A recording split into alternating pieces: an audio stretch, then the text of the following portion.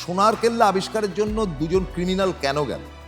তার কারণ মুকুল বিভিন্ন ইন্টারভিউতে বলেছিল, মানে খবরের কাগজ ইন্টারভিউতে বলেছিল যে তাদের সোনার কেল্লাতে তাদের বাস ছিল রাজস্থানে, কোথায় মুকুল জানে না, কিন্তু সেখানে পাথর জহরত ইত্যাদি ছিল।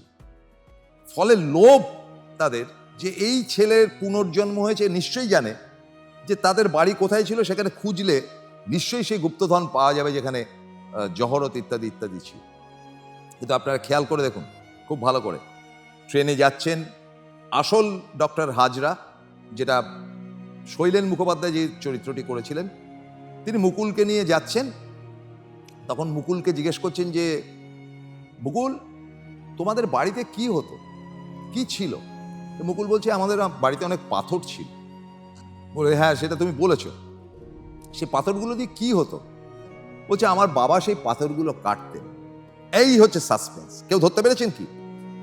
তখন বললো, ও জেমস কার্টার, তার মানে তার বাবা সোনার বা জহুরির দোকানে কাজ করতেন মাত্র, আর কিছু ছিল না।